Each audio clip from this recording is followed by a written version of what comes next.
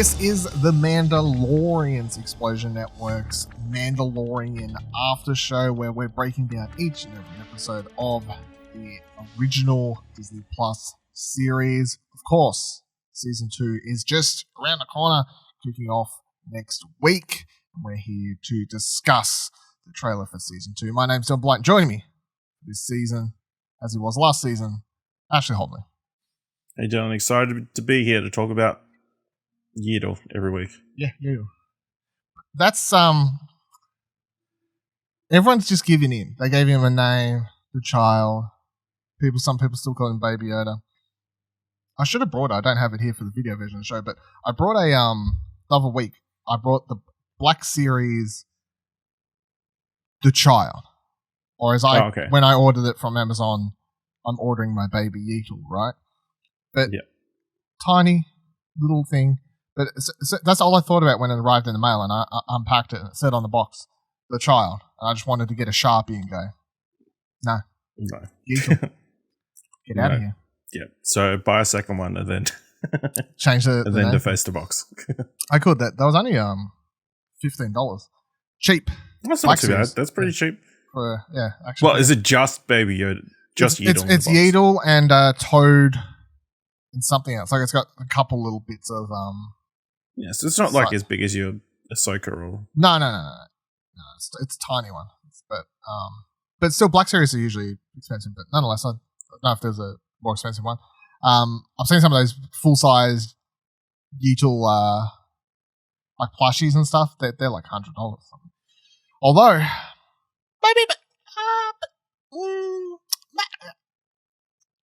maybe Kofi.com. Explosion.com/support. Get Dylan a Baby Yeetle.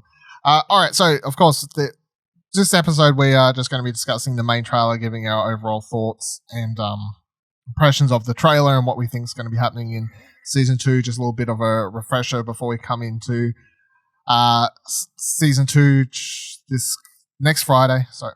This coming Friday. Oh, depends when you're watching this. I don't know. I may put this out today or tomorrow. Anyway, basically this Friday. The weird thing about referring to this as Season 2 is one notable thing coming to the season is each episode they're continuing like the chapters. So like we're not going Season 1 Episode 1. I think it starts at Chapter 9. Yeah.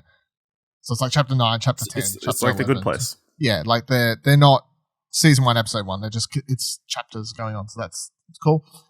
All right, so let's get into it. Before diving through and breaking down some little nitty-bitty, gritty bits of the trailer, what was your overall thoughts on the official trailer? We're talking about the key official trailer here. There has been like a 1 minute separate of a trailer release. There's been like a Twitter video release with a little bit of new footage on it, but they haven't released that much of promotional material really for this. I suppose they don't really need to. So they have one core trailer, Season 2 official trailer. It's 1 minute 52. What do you make of that one? Really good. Obviously, another look at the world and a lot. There's a lot there, but also not a lot there. You know, there's enough to get you enticed into what and theorizing what potentially could be happening this coming season. But also, we've got no fucking idea what's going to happen. It's good to see a couple of familiar faces. Obviously,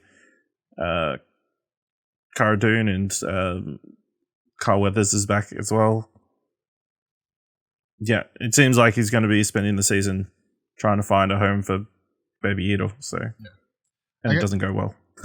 I guess the weird thing coming into this season is also the fact that, you know, last season they did such a good job with the marketing, of course, hiding Yeetle and like what the core concept of the show was, that it's hard to trust the marketing for the show. You know what I mean? Like, like I'm watching the trailer, but knowing what we went through the first season where they literally gave us nothing. I'm like, how much are they really showing us now? Like how many more secrets?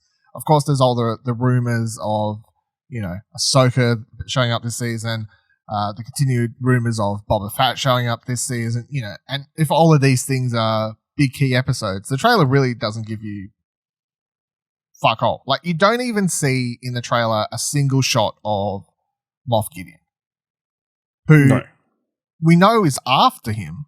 We know is after the Mando, or you want to call him Din Djarin, if you want to.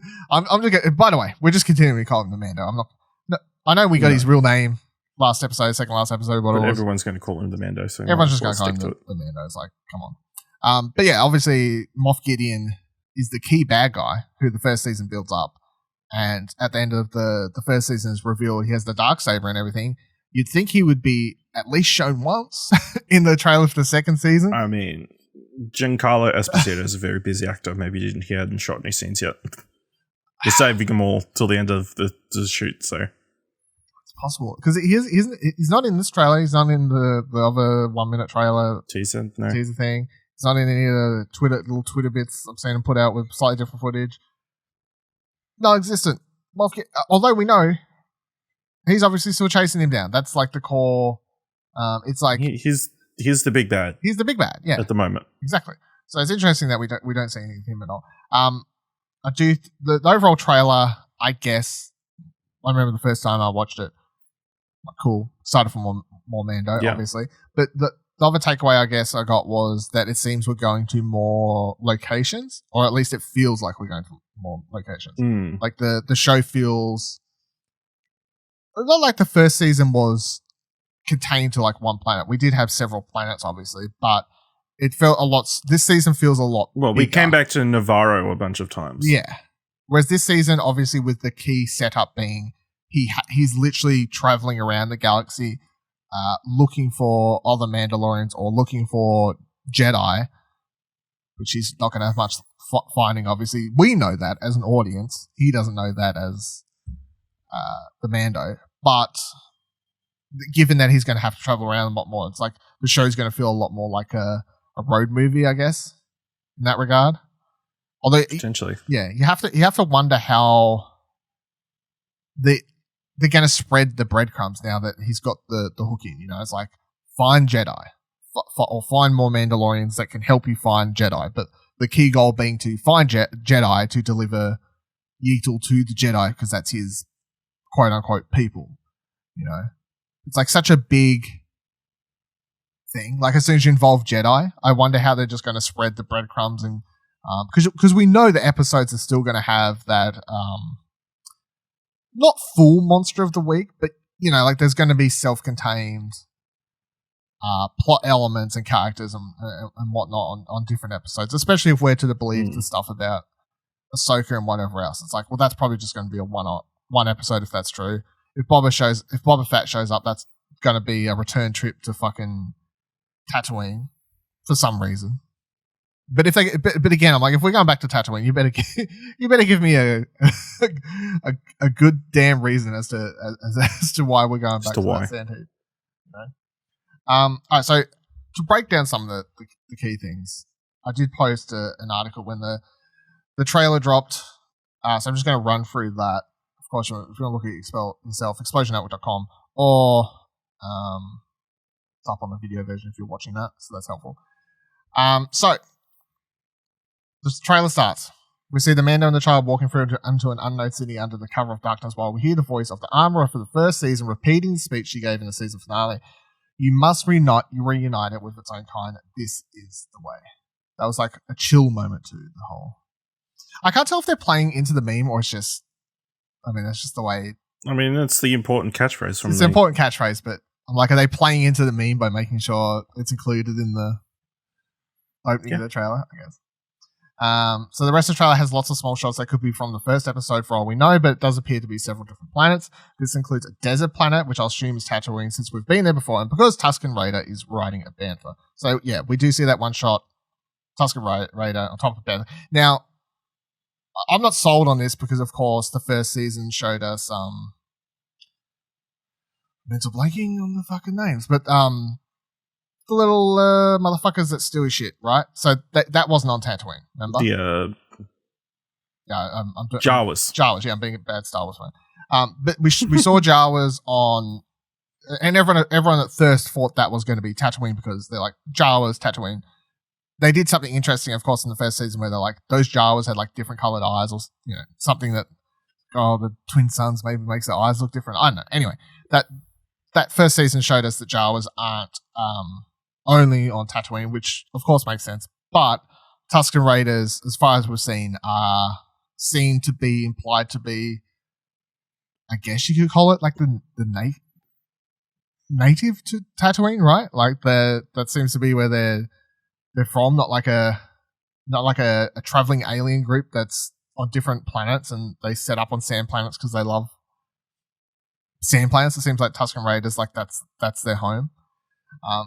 There's a whole route you can go down that gets quite interesting, and I've seen people bring it up before to do with Star Wars, which is that if the Tusken Raiders are like the indigenous group to Tatooine, really, the fucking white guys living up in their territory, killing them when they come to protect their planet, you know. There's an interesting thought train to go down if you want to go down it, but nonetheless. So we see then. And then we see an ice planet, little Yeetle, sitting on a bunch of ice, looking very cute.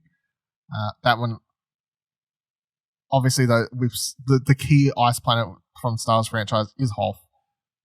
I would find it very weird if we went to Hoth. That wouldn't really make much sense.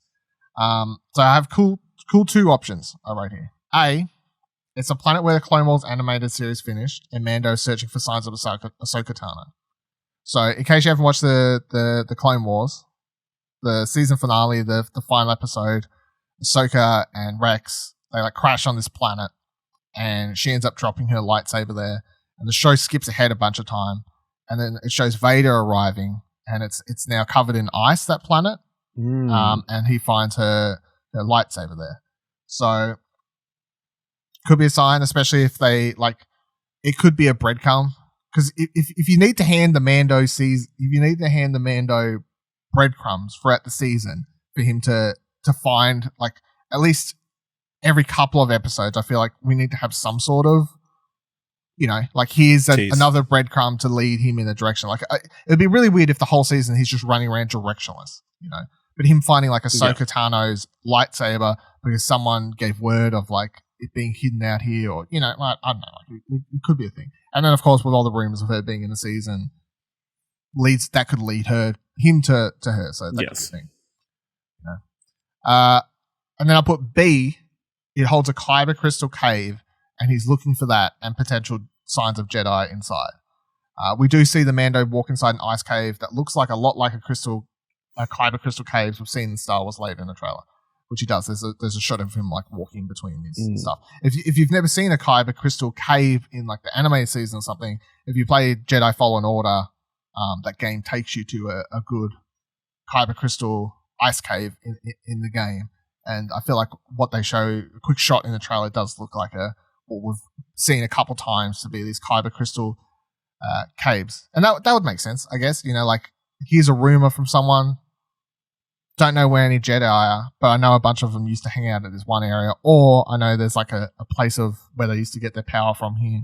You know, like, once again, just breadcrumbs. Need to give the Mando breadcrumbs to lead him to certain places. And also, I feel like another key point for this season that is easy to sort of dismiss, I guess, because it's not easy to forget, but I guess it's not on top of everyone's mind, which is that we have Yeetle, who obviously we know is quite strong in the Force, right? Yep, he's pretty strong. Pretty fucking strong. He's untrained and he has very strong abilities.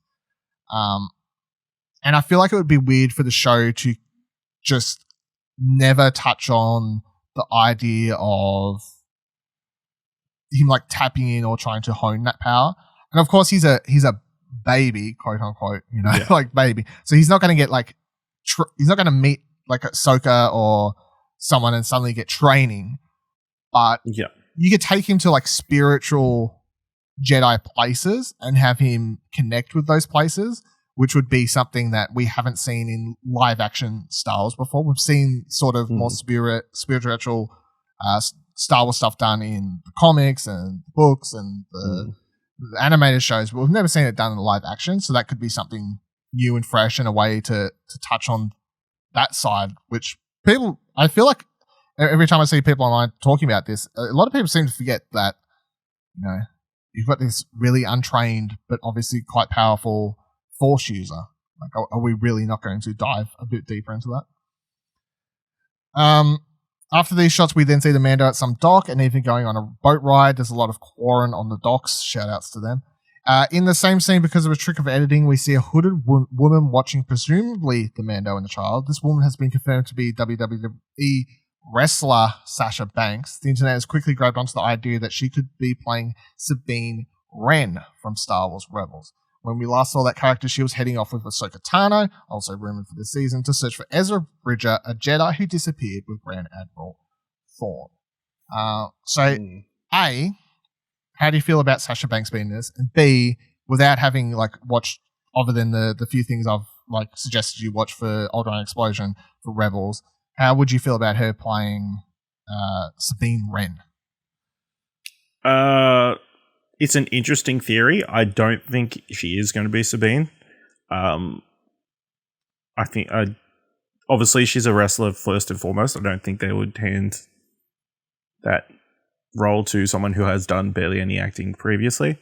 That and the fact she said on the most recent New Day podcast, she got the role because she appeared on Hot Wings. That's where they saw her. And that's like, so I can't imagine they'd give her a massive role based on that one appearance on an interview TV show. Interview show. Yeah. I feel like more likely she's some sort of shady character, probably someone working for Moff Gideon. Well, she definitely looks shady. Yeah. Yeah. She's a good heel, so I mean, what? Have a play a bad Makes guy. sense. It should be in the bad guy, yeah. It's an interesting one because like, as to like, would they have her play Sabine? I would say obviously, most likely not. But I wouldn't rule it out of them ever giving that role to someone just because they're not like a well-known or highly trained actor, especially if, for all we know, someone like Sasha Banks or someone else who hasn't done much acting could come in and blow them away with an audition that we've never seen. You know, that's true. So, but I mean, you're probably right. Like, it is a big role, especially if the rumors of them, like, because the other key thing with all these rumors about Ahsoka plus Sabine being this, which I will say, the reason I keep mentioning these as rumors is because they are rumors, but I'm also happy to mention them quite a lot because they are very substantial rumors that several people have said they've got different reputable Star Wars leaking websites have noted separate sources several times. Like the go is apparently Rosario Dawson is playing Ahsoka Tano. That seems to be the word on the street. To a degree, it seems like an almost one of those things that's just not being revealed, but everyone seems to know, and everyone's just playing real coy around it type thing. You know, like one of those secrets, which will be interesting. I personally, I'm not against it, but I'm not for it. You know what I mean? Like I'm just, if she is playing Ahsoka, I'm happy to watch it, but I struggle to picture. I don't know. Her, you know? Like it's hard. Yeah. It's a hard one. But then the other thing with, if all this turns out to be true, if Ahsoka and Sabine are in one episode, which would make heaps of sense, as I say in the article, like it makes less sense for Ahsoka to show up, but it makes a lot of sense for Sabine to show up. You know, like Sabine is a Mandalorian. She is a character created by Dave Filoni, who is, of course, a co-executive of the show, and he's directing one episode. Once again, of course, this season, and he's like heavily involved with crafting the show with Jon Favreau. Jon Favreau writes everything, but every time you hear them talk about it, it's like Favreau will be like, I have this idea for this character, blah, blah, blah, blah, or this idea or for this concept or whatever.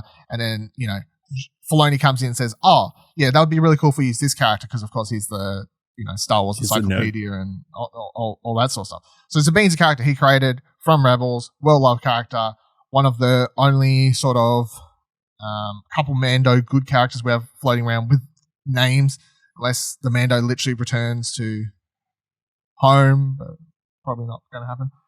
So that would make sense. And then Ahsoka would be with her. So it would just be like tangentially, which would make sense. Oh, I seeked out a Mandalorian, Sabine, who happened to be with an ex-Jedi.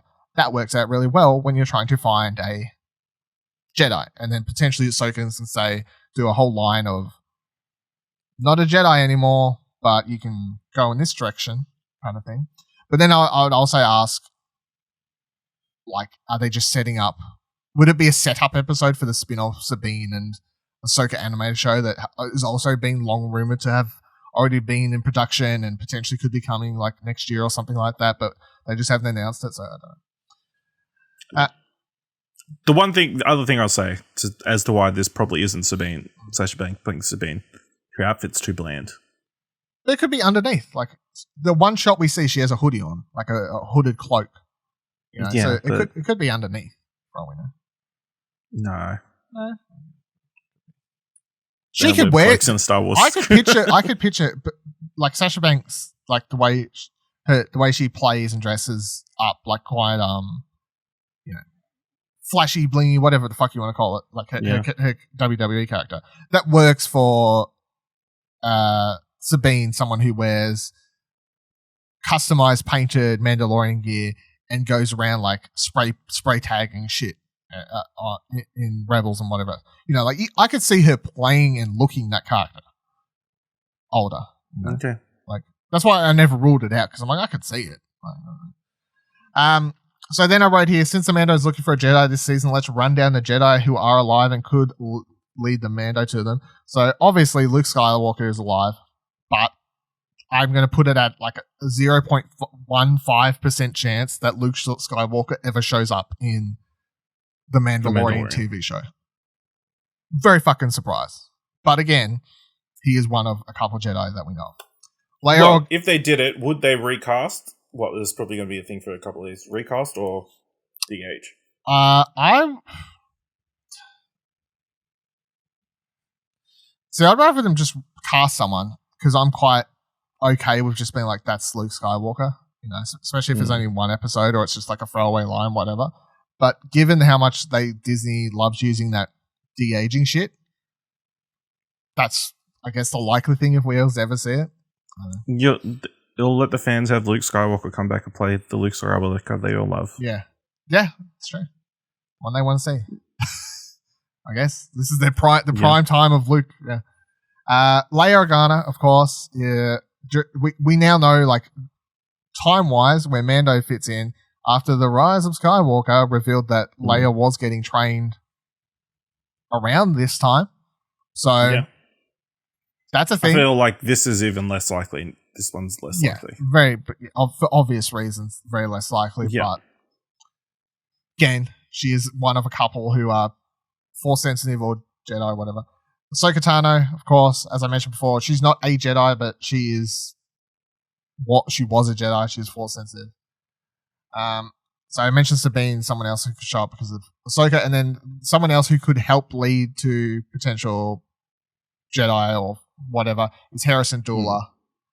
Who's friends with everyone else mentioned above, and at this point in the timeline, she would be she's just, you know, she's general in the New Republic, just helped win the war. I don't know. She might be on holiday. I don't know. She's running around with her son at this point. Actually, she does have a son with Kanan. So I feel like if any one of these characters has a high chance of showing up, it's like if Ahsoka's in it, if Sabine's in it, you can have Hera in it. That would make sense. I feel like she is pretty likely just because she seems to be in a lot of content recently. Like she's in the Squadrons game recently. Yeah. She's been mentioned in Rogue One. Yeah. It's like slowly creeping around heaps of places. Yeah. She the ships in Rise of Skywalker. Yeah. Ahsoka is technically Rise of Skywalker as well. She's one of the voices. Yeah. So after all this, we see two X-Wings chasing the Razor Crest, which could be or after the opening of the trailer, because the opening of the trailer shows the Razor Crest like really fucked up, kind of just floating through space. We then see another shot of a desert planet. Again, I'll just assume it's Tatooine. We see a short shot of Cara Dune and Griff Karga, presumably on Navarro, the planet they left on one of the first season. I find it quite weird because, like, at the end of the season, he leaves. But then if you watch the second trailer, they have a line where he's walking out of the Razor Crest, meeting them and going, oh, I need your help. I got to take the child somewhere. And I'm like, but you learned all that there with them. Yes. He literally got told that from the armorer. He then went on the death boat, had the whole fight, then was like, all right, peace out, guys, I'm leaving.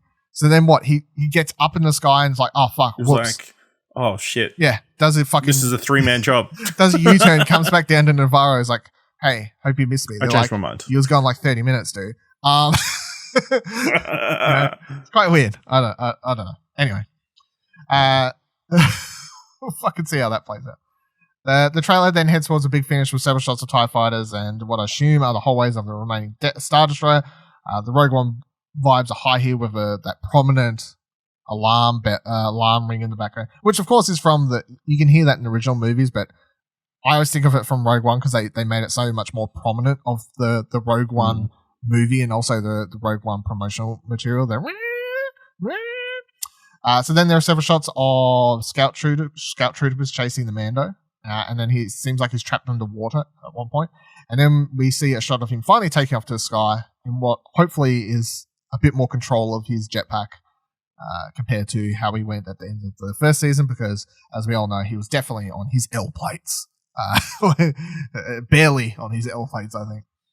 And then the trailer finishes with a big bar moment as a character says, "This is no place for a child," to which the Mando responds, "Wherever he goes, I go." The child closes his blast door on his cradle, and big bada boom, Mando fucking blows up everyone. And then there's an interesting part at the end where the final shot appears to be of a Dathmorian, who like the Mando throws a blade of some sort into. That definitely looks like it's a Dathmorian, which would be interesting since everyone will be like, "Oh, it's Darth Maul," but it's not. Like, it's just, of course, it's the same species, but we've never seen a live action Dathmorian other than Darth Maul. Like, we've seen other Dathmorians in the anime series, so if you watch Clone Wars, it's like, okay, cool story. Like, we know there's a whole planet of them. I don't think you would think a Darth Morian unless you'd seen the animated series, because that one doesn't look like Darth Maul. Well, I mean, that's like saying all Dathmorians have to have the same fucking horn shapes. No, but like the color? Darth Maul obviously has like the face paint and everything, yeah. I guess so, yeah. Whereas that one would look very more human, just with horns and shit. Yeah, it's one that hasn't been fucked up by witchcraft and the dark side. The key elements that involved there, I guess. Yeah, is there anything else that stood out to you in the trailer, or like key questions you've got coming into the season, you reckon? No, I guess the key question is what's going to happen. I mean, you've hit the nail. I mean, seeing as we're here, I guess the other couple of pieces of casting news that we've heard. Michael Biehn is coming in to play Bounty Hunter. Temuera Morrison is apparently coming back, rumored to play Boba Fett, but he could be a clone. Potentially a gazillion different characters. He could just be playing. I'm definitely playing a clone. Yeah, I think like Rex that would make or something. sense. Oh, Rex, yeah. if Ahsoka's in it, Sabine's in it, and Rex is with them. Is that just too much to ask in one season? That's a lot for a super fan of the Clone Wars like me. How are we going to be able to clean up the collective minds of all these Rebels, Clone Wars fans' minds being blown? Yeah, I know. I can tell you what though, I think they already released like Dave Filoni's directing. I think it's either the 3rd or 4th episode. So it's the 5th episode. Okay, 5th. So it's like as soon as we start approaching that, it's like it's so weird. Because of all the rumors, my headlights are just.